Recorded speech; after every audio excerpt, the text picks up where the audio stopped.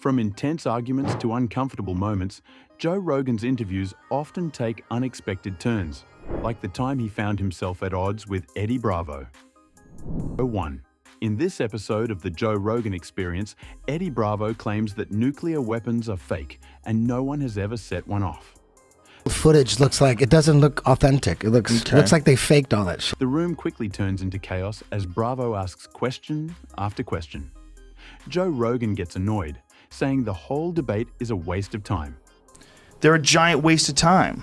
Bravo fights back, asking why anyone cares how he spends his time. I don't care what you think. Brendan Schaub tries to add his thoughts, but the conversation is all over the place.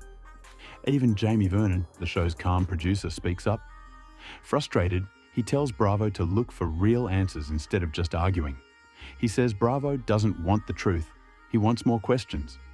The back and forth gets louder and messier, making the moment awkward, but strangely fun to watch.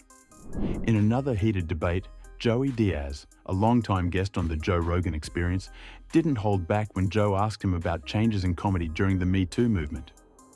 As soon as the topic came up, Diaz got fired up, his face turning red as he passionately defended creative freedom in comedy.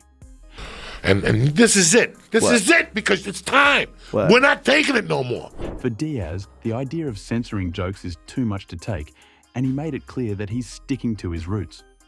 He argued that he grew up in a time when certain words were common, and for him, it's too late to change now. Moreover, the discussion wasn't just about modern comedy, though. Diaz took it further, diving into his love for classic comedians like Richard Pryor and Lenny Bruce.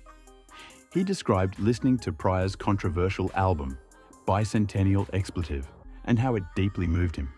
For Diaz, these moments are more than comedy. They're lessons in culture and freedom of expression. Surprisingly, Mike Tyson brought his signature intensity to the Joe Rogan Experience, leaving Joe visibly shaken during their chat.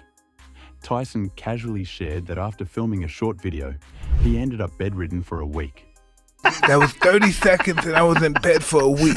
The way he described the experience, calling it big boy, expletive, had Joe caught off guard. This is big boy shit. Tyson's tone was so severe it felt like he was making Joe reflect on some deeper truth. It wasn't just the words, it was the way he said them, with that intimidating Tyson energy. Joe, usually quick on his feet, tried to match Tyson's vibe but struggled to keep things light. When Tyson described the feeling as orgasmic, Joe couldn't hide his awkward laughter, asking if Tyson was being serious. Gonna say that to Well, you. they do. Hey. Tyson doubled down, leaving Joe at a loss for words. It was one of those moments where you could tell Joe was trying, but Tyson's presence was just too much. In this unethical clip, during their chat, Miley Cyrus calmly explained how she felt misunderstood, saying she wasn't crazy. That I'm not crazy when I knew I wasn't crazy. Right. Out of nowhere, Joe Rogan started pulling wild, exaggerated faces, mimicking a psycho expression. Miley kept her cool, but Joe's over-the-top antics turned the moment into something chaotic and totally unexpected. Joe Rogan didn't hold back during a heated debate with his guest about abortion. He passionately argued against the idea of forcing a 14-year-old rape victim to carry a pregnancy, saying it's cruel to expect that. You don't have the right to tell my 14-year-old daughter she has to carry her rapist baby. The guest stood firm, calling abortion murder and claiming it's always wrong to take a life.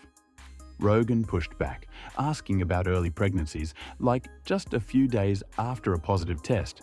But the guest stuck to their stance, insisting life begins immediately. I think two wrongs make a right. I don't think That's murder. not- I don't think that's murder is wrong. an answer to. I don't think murder fixes a rape. The conversation stayed intense, with Rogan firing questions and emotions running high as neither side backed down. It was truly explosive.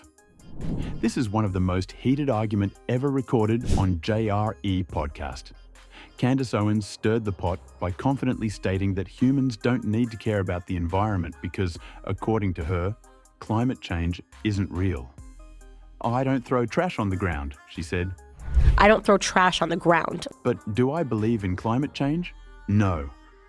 Joe Rogan wasn't having it.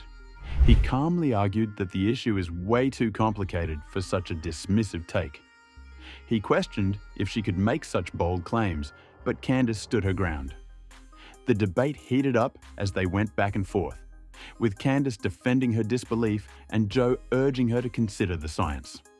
How they gather data and see what they understand about CO2 levels and what's the danger of them and what can combat it and what could not. Things escalated when Jamie Vernon, the show's producer, brought up a statistic. 87% of scientists agree that humans are driving global warming. Candace brushed it off, accusing them of cherry-picking data. Joe pushed harder, warning about the real dangers climate change poses, like how coastal cities could suffer devastating consequences. Still, Candace wouldn't budge.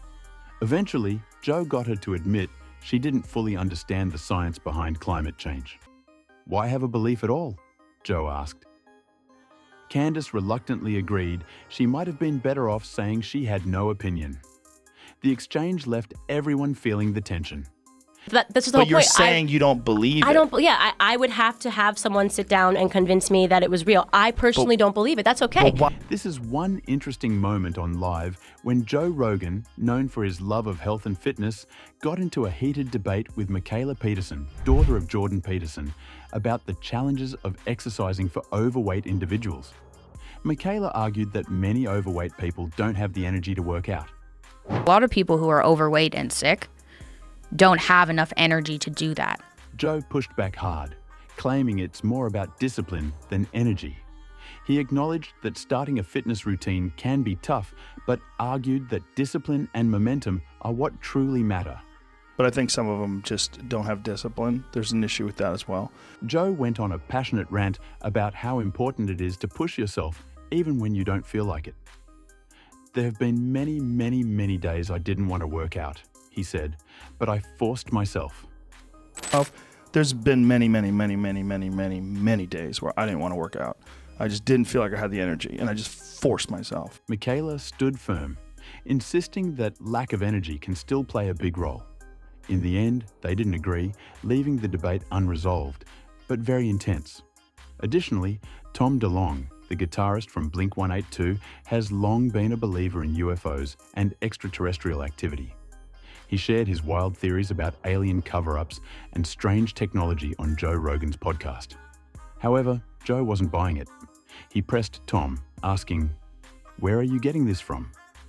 DeLonge tried to explain that the people around him are involved in these secrets, but Rogan seemed unconvinced, questioning how everyday people without special access could spread such big information. Joe wasn't taking DeLonge's claims seriously.